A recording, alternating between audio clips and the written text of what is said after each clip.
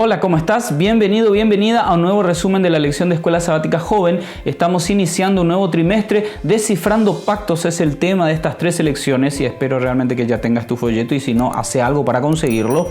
El título de la semana número 1 es El Pacto Eterno y el texto base está en los capítulos 24, 25, 26 y 27 de Isaías. Sí, está un poquito largo, pero es una unidad temática y es importante que leas completo para que puedas tener una idea correcta de qué es lo que se presenta allí. Los versículos 5 y 6 de Isaías 24 nos presentan muy bien delineado lo que es el pacto eterno. Este pacto que incluye 2 conceptos sumamente importantes que son el de juicio y el de la bendición. Sí, son 2 cositas que siempre estarán entrelazadas con lo que es el pacto de Dios. A lo largo del Antiguo Testamento y el Nuevo Testamento también, este pacto eterno o pacto de gracia también, como podríamos llamarlo, se va presentando de manera progresiva, ¿sí? Por ejemplo, tenés allí el primer pacto que se hace es con Adán. Y aunque no aparece así de manera bien directa en Génesis, Oseas capítulo 6 versículo 7 nos cuenta cómo Adán rompe ese pacto con Dios, el pacto que había hecho. Como resultado, toda la descendencia de Adán entra en este pozo y en esta red de sufrimiento, parafraseando un poquito Isaías 24, 17 y 18.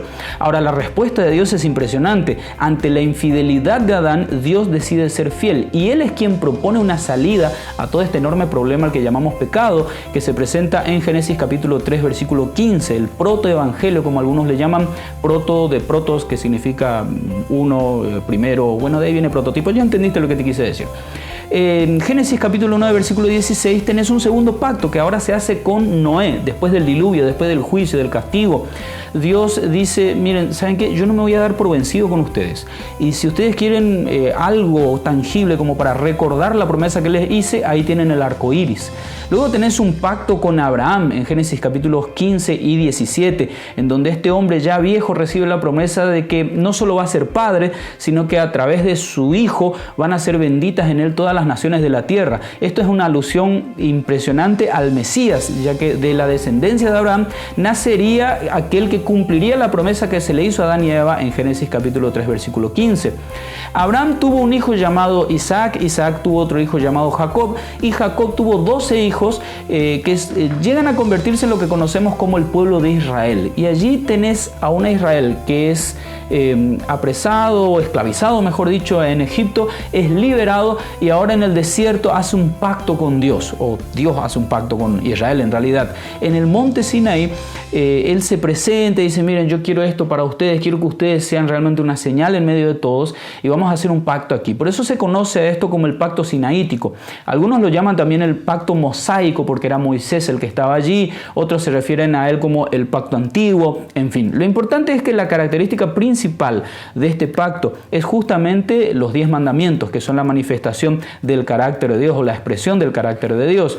Y aunque esta ley para algunos es como que ya no se aplica a nosotros, en realidad se menciona en Salmos capítulo 105 versículo 10 como que es una ley eterna y es para todos. Nosotros vamos a ampliar un poquito más acerca de esto, pero vamos a ver un poquito ahora las implicaciones de estos pactos que Dios fue haciendo con la humanidad.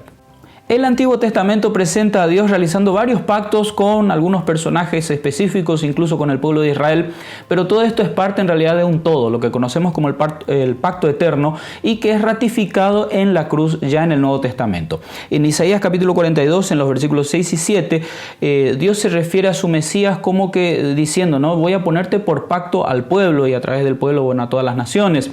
Allí tenés en el Nuevo Testamento a un Juan el Bautista que dice, este es el Cordero de Dios que quita el pecado del mundo, cuando se refiere a Jesús allí en el Evangelio de Juan capítulo 1 versículo 29. Es que Jesús es la simiente que se le prometió a Abraham, se le prometió a David, se le prometió a Adán inclusive. Es también ese Cordero que fue prefigurado en todos los sacrificios que se presentaron en el pacto sinaítico. Es también ese sacerdote, ese mediador que nosotros necesitamos. Y hay diferentes expresiones en el Nuevo Testamento para referirse tanto Jesús como los autores del Nuevo Testamento a la sangre de Cristo. En Mateo 26, 28 Jesús dice, esta es mi sangre, es la sangre del pacto. En Lucas capítulo 22 versículo 20, y Pablo se acuerda de esto en 1 Corintios capítulo 11 versículo 25, dice Jesús, bueno, este nuevo pacto que está verificado en mi sangre justamente. Y Hebreos capítulo 13, versículo 20, habla de la sangre del pacto eterno. En otras palabras, cuando hablamos de pacto, hablamos de nuevo pacto, hablamos de pacto eterno. Cuando hablamos de cualquier cosa relacionada con un pacto, estamos hablando exactamente de lo mismo. Todo esto revela ese evangelio eterno que ya está presentado en Apocalipsis capítulo 14, versículo 6.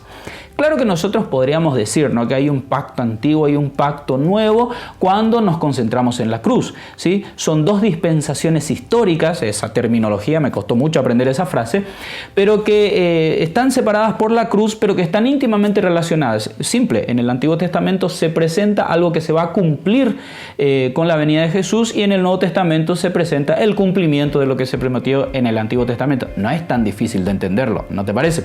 Un detalle más antes de terminar, y es que por si no te diste cuenta, los modelos que Dios utiliza a lo largo de la Biblia para presentarnos la idea del pacto eterno tienen que ver con relaciones, y este es un detalle muy importante. Solo te voy a dar algunos ejemplos. En el Evangelio de Juan, en el capítulo 15, versículos 1 al 5, se habla de la relación que hay entre la vid y sus ramas, ¿no? Después tenés una relación que se presenta bastante también, que es la que hay entre el amo y su sirviente, que de paso es diferente a lo que nosotros conocemos en la era moderna. Aquí no estamos hablando específicamente de esclavitud, sino que los siervos, los esclavos incluso en la época de la Biblia, eran como parte de la familia. De hecho, hasta un esclavo tenía la posibilidad de decidir si quería ser parte de la familia realmente. Por eso es que Pedro no tiene ningún problema, y los demás apóstoles también, de presentarse como un siervo de Dios. Tenés, por ejemplo, ahí en 2 de Pedro capítulo 1, versículo 1.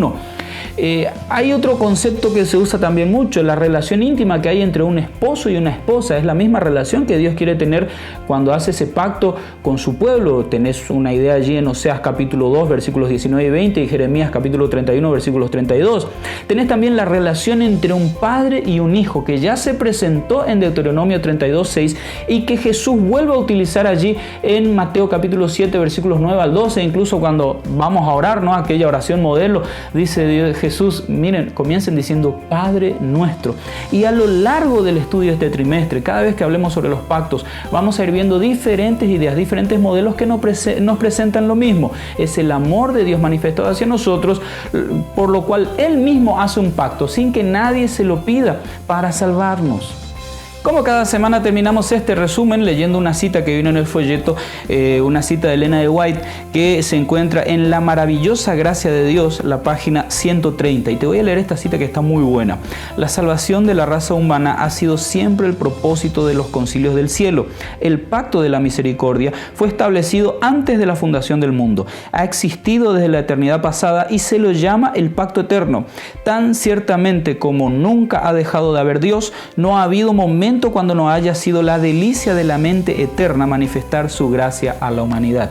¿Qué te parece esto? Incluso mucho antes de que vos y yo naciéramos, mucho antes de que Adán pecara, mucho antes de cualquier cosa que se te ocurra, Dios ya tenía un plan B, porque Él siempre ha querido tu salvación, Él siempre ha querido vivir la eternidad contigo. La gran pregunta es, ¿te gustaría hacer un pacto con Dios realmente? Que Dios te bendiga, que tengas un excelente día y nos vemos la semana que viene.